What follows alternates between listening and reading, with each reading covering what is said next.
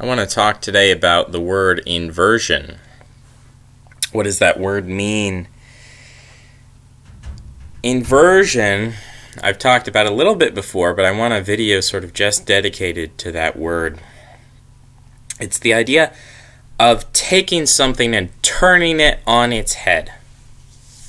So it's not just the idea of having something which is opposite. Because in some ways we could say that the masculine is the opposite of the feminine, but it's not necessarily that a man has been turned on his head to become a woman. But the man in himself is internally consistent. He makes sense, right? He is from top to bottom built for a specific purpose or various purposes. And a woman is very much the same way. So she's holistic, she's harmonious within herself in the ideal sense. Now a superhero today means something very different than an ancient hero in certain degrees, in certain respects. Although we're getting into dicey territory here. But there is a concept of a hero where the hero is morally pure. The hero is essentially perfect. And the hero has to overcome challenges. And these challenges tempt him, right? So Jesus is tempted by the devil. Now, Jesus ultimately overcomes that challenge, and he resists the temptation. Who is it? Aeneas is tempted by the Queen of Carthage. She wants to distract him from his quest to found a new Trojan state in Rome, which will then give birth to the Roman Empire many years down the line. She wants to distract him from that and hoard him for herself. Dido. But he resists that temptation. Ultimately, he does, there is some seduction and there is some hanky-panky, but he resists falling in love with her and marrying her, and he leaves her, dumps her, moves on, goes further on the quest. So there are many examples of heroes. Hercules, he's sort of, how could we describe, he's sort of bewitched by Hera into killing his family, and he has to then overcome certain challenges to gain repentance for this sin that he's done. But, it wasn't actually Hercules, it wasn't his fault. He was just born with this sort of nagging woman on his back, always trying to thwart him, bewitch him. And he takes personal responsibility for actions that he didn't really intend to commit. It wasn't his choice. He didn't have the free will to resist those actions, but he still commits the penance, and he overcomes various physical challenges. He slays beasts and such. And so Beowulf, he's challenged in the same way. There are these evil forces he has to go and defeat. So it's not really, in these cases, necessarily the internal turmoil of the hero. It's that the hero is a good person, a representative of a higher ideal of a certain type of man. And the hero is confronted with external challenges. We could talk about the Iliad and the Odyssey and how, there are these people and they go around, they're confronting like a Cyclops, for example, or they're confronting the Medusa, or they're confronting some kind of outward enemy. We can talk about the Trojan War, and we can talk about how, you have the Trojans and the Greeks, and the Trojans are kind of, in certain senses, there's some back and forth, like Achilles is a hero, and his problem isn't necessarily like some internal turmoil, but it's his outward enemies. And then you have, Hector, he's a hero, and he's got these outward enemies. So it's not really about the hamartia or about the fatal flaw of the hero, but it's more like the heroes have to confront external challenges, and that might end up being tragic, or it might end up being victorious. What's another good Greek example? We have the Oedipus, King Oedipus, right? So he is born in a very unfortunate situation, to which he ends up meeting his mother, and then doesn't know it's his mother, commits some sins, or at least considers them. I believe he marries her, and then gouges out his eyes. So again, it's not that he in himself was internally corrupt as a hero. It's that he is confronted with an evil external situation. It's ultimately the fault of his father for doing this to him. So it wasn't his fault, it was the fault of these people. Put him in a situation in which he was tempted, he fell into something, he didn't recognize the consequences, and then being a hero, being morally good, he, plucks out his eyes or gouges his eyes. Again, you could say, well, he wasn't personally responsible, he didn't mean to do it, but still, regardless of his pure intentions, he still lays the punishment on himself, and that's the mark of his moral virtue. Now, with the concept of a superhero, we've got Stan Lee, or Leibowitz, or whatever his real name is, but Stan Lee recently passed away.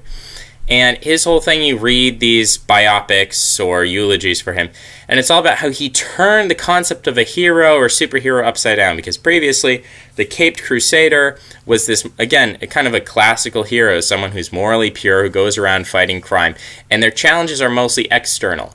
What Stan Lee did is he turned it on its head. He used the process of inversion, and he said, no, the hero is going to be an anti-hero. The hero is going to be someone hated by society, where traditionally the hero is the leader of his clan.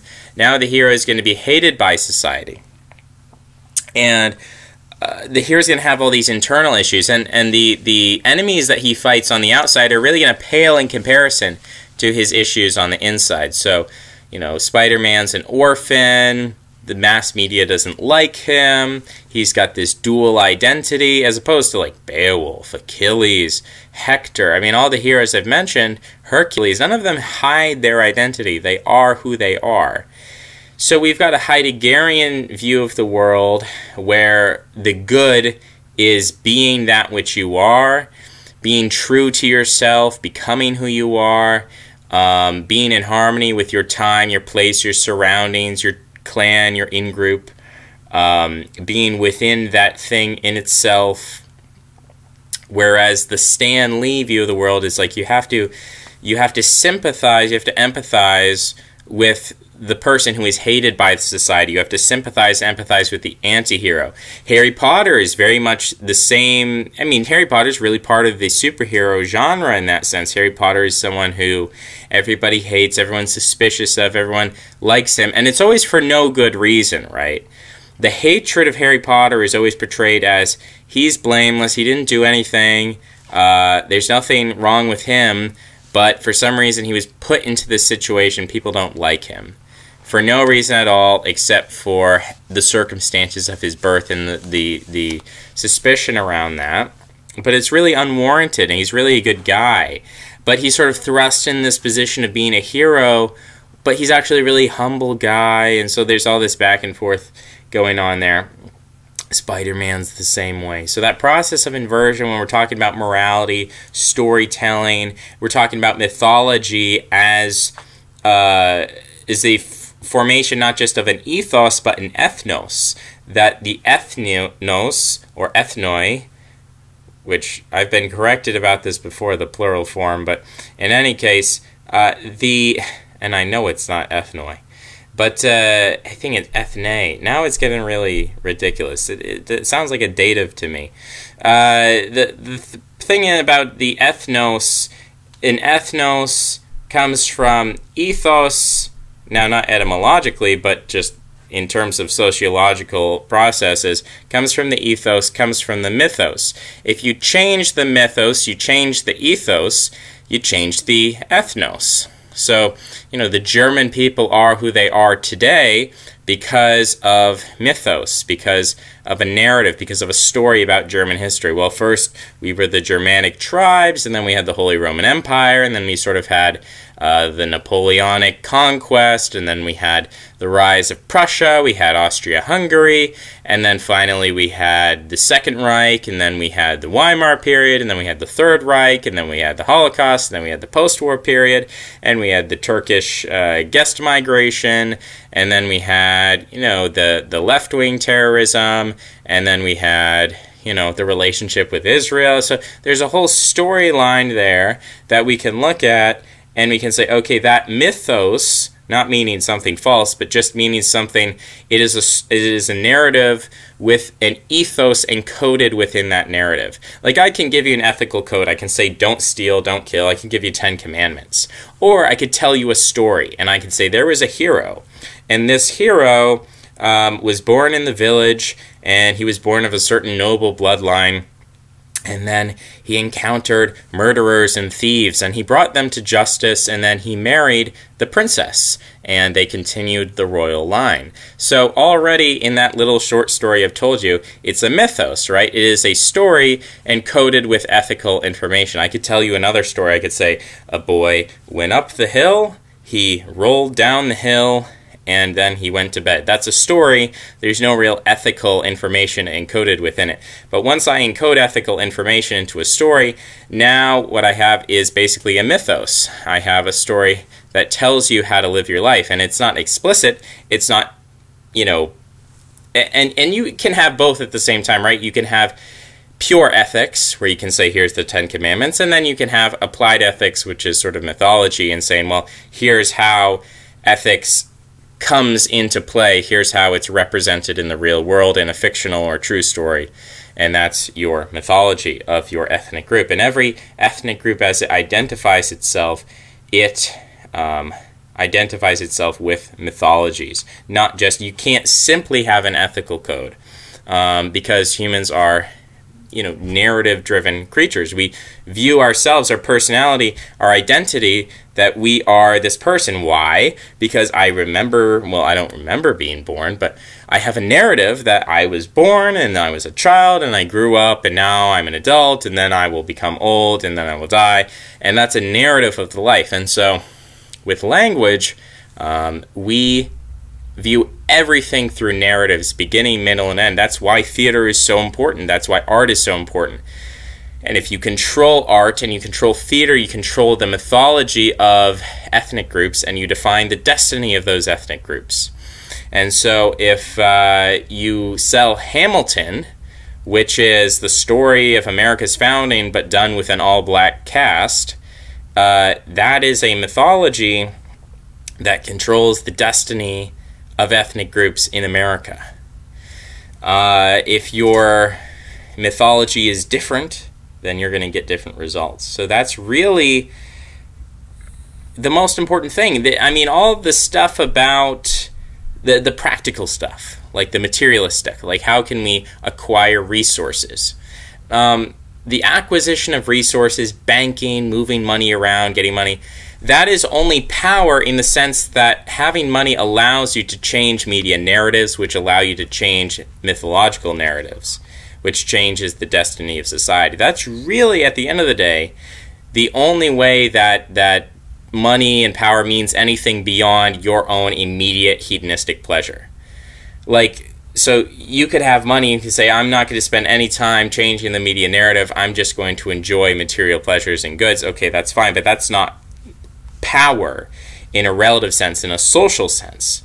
That's pleasure. Now, you could also have a dopamine burst by just simply injecting heroin into your veins. That's another way to experience hedonism. So you don't need money to feel pleasure, or at least not a lot.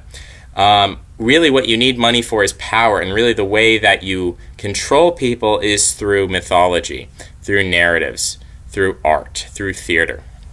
It's really the way you control people. So we talk about political theater, and that's what politics is to a great degree. It's telling a story about power in America. Now, the political theater that we see could be very much different from the backroom deals that are going on to create those political actors. So where does Donald Trump come from? Who are his backers? Who have supported him? Well, it's the media, right? If the media never reported on Donald Trump, never gave him any press coverage, just completely blacked him out of the debates. Like whenever he spoke, they just froze the screen and froze the audio and just cut him out completely. What if they had no live debates? What if they had a pre-recorded debate and then they cut out every instance of his face and his voice and then I mean, they could have theoretically done that. And that's essentially what they did with Ron Paul, right? And they could have done that, and they chose not to do that. They chose to make him into this monster. Now, here's where it gets interesting. The principle of inversion, we're getting to a point where now you have a media that is so firmly and tightly controlled in one direction. No newspaper supported Donald Trump. And that's amazing because, again, from from a big picture view, there are a lot of political people, very rich people, in fact, maybe even millionaires or billionaires, people who did support Donald Trump, like Sheldon Adelson. But still, even all these millionaires and billionaires, they did not have an independent media, at least in terms of newspapers. Now, Fox News is a different story. But they still didn't have this independent media to support Donald Trump. And they didn't need it. Because now we've gotten ourselves in a situation where it's almost like a Soviet-style state-controlled, but it's not state-controlled. Donald Trump doesn't control the media, quite the opposite. But you've gotten to a point where the media is so homogeneous in its messaging. It is so, and again, Fox News is an exception to a degree. But there is so much one-sidedness now in the media that when people hear Donald Trump is an evil racist and we should hate him and don't vote for him, people hear that and they sort of use this principle of inversion to actually view that as positive coverage as Trump. And so the idea there is that anyone who the media hates must be a good person, especially if they call them racist and sexist and all these other things. So we've gotten to a point where actually to be attacked by the media is a good thing. And think about someone like Spider-Man, right? Donald Trump and Spider-Man are sort of similar in their mythologies. Both are hated by the media. Both are portrayed as evil, but both are then are perceived by the people as good and as heroic. So this is a very interesting situation, and I'm sort of trying to circle around this topic of inversion. Another way I want to look at the word inversion is in the cycle between consumption and creation, or consumption and production. Consumption and capitalism, that consumption drives production. And there's a relationship between the two. We could also talk about hot climates and cold climates. So hot climates have abundance. They're warm. They're easy to survive. There's lots of fruit. It's plentiful. Garden of Eden. But then you consider Scandinavia and how cold and harsh and deprived it is of sunlight. And the sorts of people that come out of there. I mean, you look at some very tropical climates on the planet, and what do? You get obese people. You get people who are lazy. You get people who are dull in their intelligence. You get all these sorts of people, and then you look at these people who came out of these very harsh environments, deprived environments, depressing environments, sunless environments. And they are bright. They're brightly colored. They have a bright plumage, you could say, brightly colored hair, red hair, blonde hair. They have bright blue eyes, these vivid, these vibrant, these electric blue eyes. It's kind of amazing. It's visually striking, in fact, as opposed to people where they're almost like set to camouflage in with the night, to be hidden, to be unremarkable. When you have acne and you have white skin, that acne sort of stands out a lot more. Or if you're bruised or you're bloodied and you have white skin, that stands out. It's a much more stark contrast than if you have darker skin. So dark skin hides, it conceals, whereas white skin is bold and it's striking, especially with shadows and lighting. It's much more striking and well-defined. So you have these well-defined features as opposed to sort of a receded face. You have these prominent hawk-like noses and these prominent Neanderthal brow ridges and these strong jaws. When you get into these really robust Nordic types, I'm thinking like a Viggo Mortensen or the guy from, I think it's Taken, Liam Neeson, someone like this. Really bold features. We're talking about this principle of inversion as if you have a plentiful environment, you get these really lackluster people, whereas if you have a very deprived, harsh environment, you get very, to my mind, very exceptional people. And this is a case in a lot of different ways. If you have parents who just give you everything, well, you can be a lazy person. Whereas if you have parents who deprive you of everything and make you work hard for everything, you can be a very hard-working person.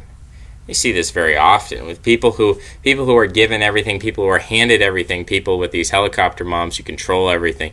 They try to prevent anything unsafe, but at the same time they give everything. They let any impulse that their child has, they just give into it. end up being very privileged kids who don't want to work for anything. On the other hand, you have kids where the parents are so harsh and unforgiving, and they don't offer anything for free and everything has to be earned. Then those kids end up being very hardworking. This principle of inversion.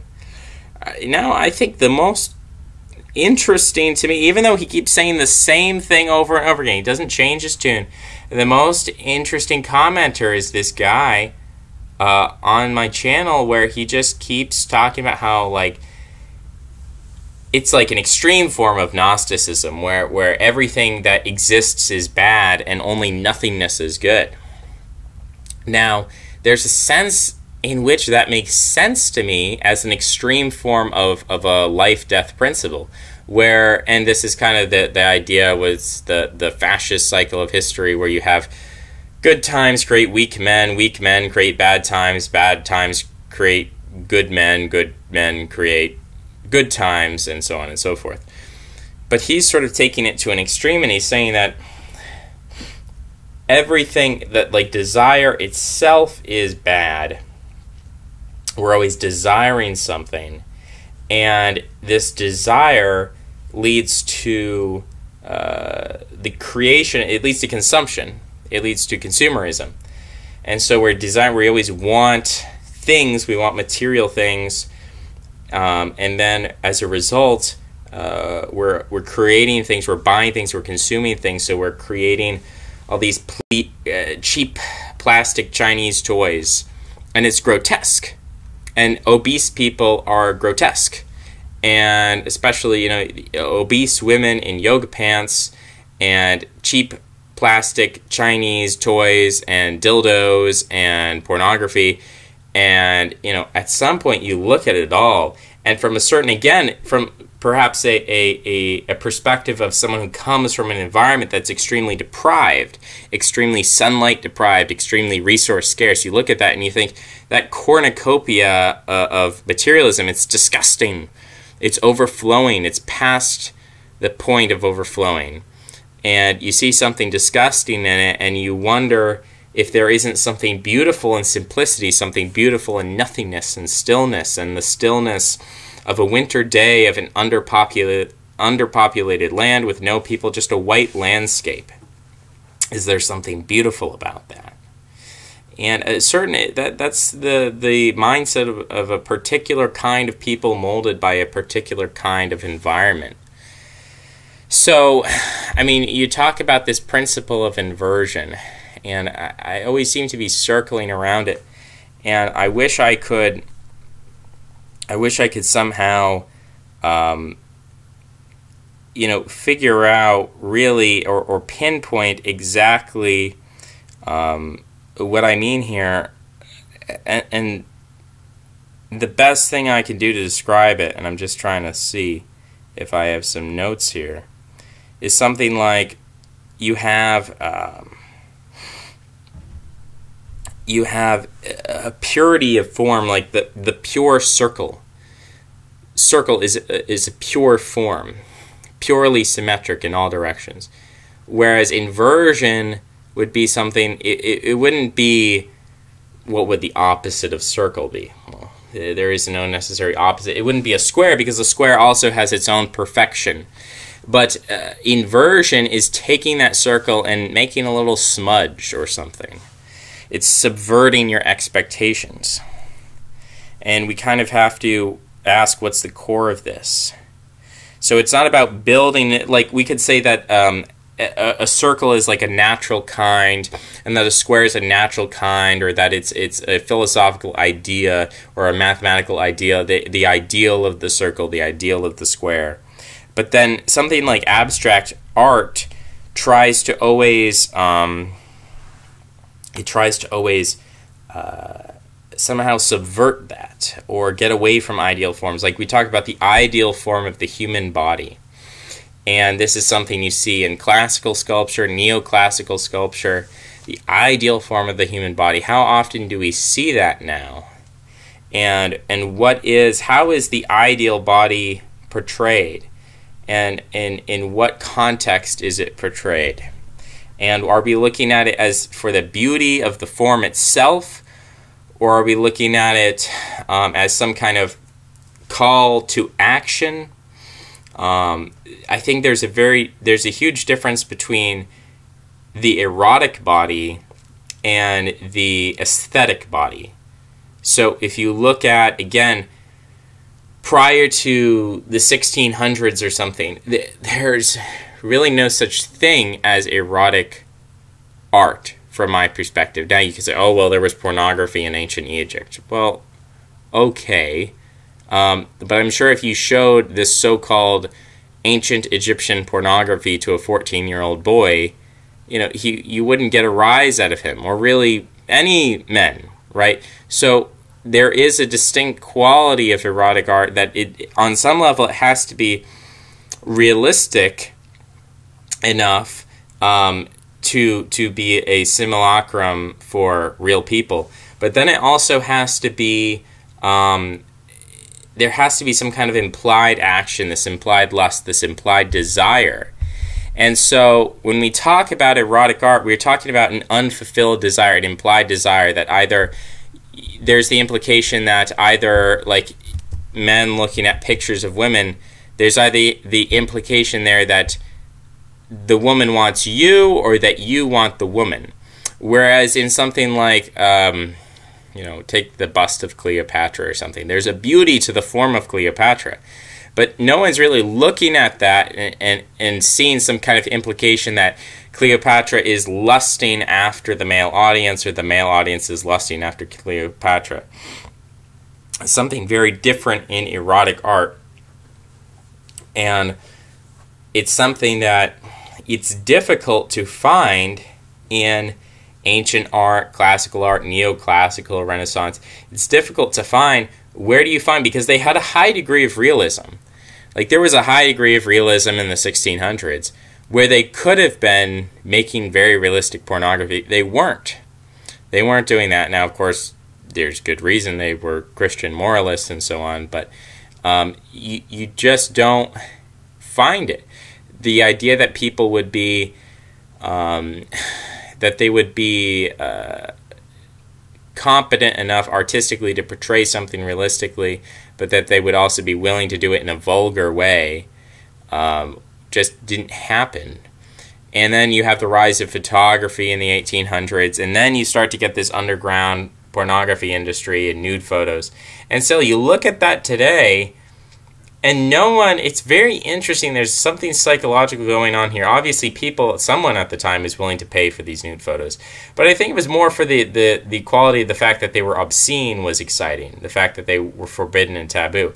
I don't think those things are really, if a modern audience looks at that, I don't think anyone's going to find that in itself very appealing or attractive. And even you look at the vintage, like you have the 70s and the 80s, and I'm really getting into a Luke Ford topic here, but even you look at the vintage, and people talk about this, like the fashions having to do with breast size and the shape of the breast, and like in the 1950s they had these torpedo-shaped bras, and did people really think that was attractive? Well, to me, it's not even a question of if they thought it was, and it's more of a question of what do you mean in terms of attractive, because there's attractive in terms of a beauty of an ideal form, and there's attractive in terms of a beauty in kind of an instinctual, animalistic, base, desiring way. I'm not sure where else. I think, to me, there's always, when we talk about something that is pure in itself, we're talking about something that is Apollonian, something that is harmonious within itself. And so we're talking about something where you could take a picture of the hero, and the hero in that moment is good. And it's clearly defined. Heroes, even if the hero is being punished or defeated or something bad, he's being killed, there's still, in our mind's eye, there's still something ideally good about the hero that cannot be permutated, and there's something evil about the force which opposes him. Whereas when you talk about the principle of inversion, it's the idea of taking something and you can't quite figure out who's the hero, Who is the bad guy? What's good? What's evil? It's all kind of muddled and messed up. And again, it's not, when we talk about inversion, we're not talking about the creation of a pure form or a form that's internally consistent, but we're talking about something that was a pure form and now it's been subverted in some way or perverted in some way. So we look at abstract art. We look at irony. Irony, you say something but you mean another thing. So you haven't created useful information. So you say, or sarcasm. You talk about, someone says, well, you're the best video maker in the world, aren't you? Or you're the smartest guy, aren't you? That kind of sarcasm, you are not being internally consistent. You're deliberately saying something that is false for effect. You talk about these meta levels, that everything has to be meta, like Rick and Morty. It has to be, the cartoon has to criticize itself. It has to break the fourth wall. It has to reference all in one swoop intellectualism, but then also anti-intellectualism, kind of nihilism and post-nihilism, and making fun of nihilism, belittling the consequences. Because if you really look at nihilism in a pure way, then it's this very grave problem. And you either have to sort of, you know, as Mal Doror, my commenter, this very prolific commenter, he just keeps pushing this Gnosticism, hyper-Gnosticism. You have to like embrace nihilism in itself and be like a pro-nothingness. Or you have to have some kind of Christian or Bowden-esque, you know, pagan, life-affirming cult. You either belong to the cult of life or the cult of death. And there's no real in-between when you fully understand the consequences of nihilism. But something like Rick and Morty will just blithely bring up nihilism and confront it in a sarcastic, ironic, meta way and laugh about it and make it this joke. And that is the form of comedy of something like Rick and Morty, and that's the form of comedy that we have, this ironic, sarcastic, meta-level comedy that you bring up something of infinite importance and then you just laugh at it and you walk away. It's this absurdism. And it comes from philosophy, you know, the French philosophical school, essentially. And you have critiques of critiques. So just endless critique of critique. And I'm starting to look at some of my videos, and I talk about this problem of criticism, and I talk about the principle of inversion. And I do it in a kind of half-baked, maybe a subconscious, there's some kind of subconscious awareness of my own tendency, and it's kind of bubbling up in a way that that is not necessarily conscious. So I'm not necessarily conscious if I make there was a critique, let's say, of Jared Taylor. So Jared Taylor is someone who you could very easily critique from an egalitarian position. You could say Jared Taylor is a racist. And you could list all the way that he's a racist, and you could talk about how race isn't real, and you could talk about how society is moving away from racism, and racists are going to lose. Like, you could do all these things, and that would be a very kind of obvious antithesis to Jared Taylor. But then another way you could criticize Jared Taylor is you could do like an Evolian criticism. In the same way that Julius Evola, he criticized Nazism, he criticized fascism because it wasn't right-wing enough, it wasn't traditionalist enough. So you can criticize Jared Taylor and say, oh, well, he's not radical enough in his principles, or he's too soft, or he's, you know, he's this incomplete, superficial Buckleyite type who wants to limit our radical principles, and we're never going to move forward, we're just going to stay trapped in the system. So you could make some kind of criticism like that. And that is, to me, a kind of inversion. That is a kind of postmodernism, where instead of having a clear case of left and right, heroic, anti-heroic, hero and villain, these two polar opposites, masculine, feminine, you could even say, good, evil, like you have these clearly defined red team, blue team. It's all very idealistic.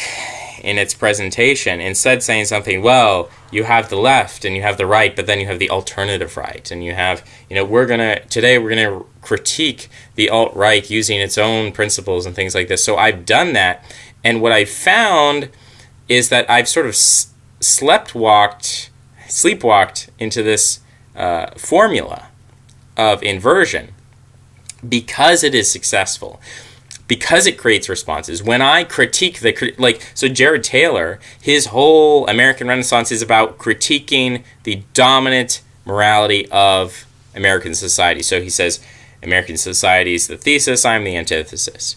Then I come along and I say, well, I'm not the thesis and I'm not the antithesis, but I'm this unexpected, out of left field or out of right field critique of the critiquer. And that has gotten way more views, way more attention, way more feedback and backlash from people than any other kind of video. So if I do a purely constructive video, say my ethno-Protestant, I've done a lot of purely constructive videos, but I delete them because they don't get any views. No one cares about those videos. If I just purely construct something, and here's an argument about Protestantism, here's how it functioned as an ethno-religion, here's how Freemasonry grew out of Protestantism, here's how Freemasonry dominated the Western world, here's how we're in a post-Freemasonic mode and minoritarianism, blah, blah, blah. And I talk about that, and that's like a very well thought out, and even if I don't provide the sources, still well-researched position, a narrative, a mythos. No one cares. People like when I say something like globalism is, or they don't like it, but they love to hate it when I say something like globalism is really the only path forward, and if you're a nationalist, you're stupid, and I kind of say that from the position of the right wing. And so I have to then stop occasionally and ask myself, am I pushing these positions simply because they're edgy? Simply because by critiquing the critiquers, it's this principle of inversion that then feeds into itself. So when I critique the critiquer, what is the response? It's not constructivism. People attack me.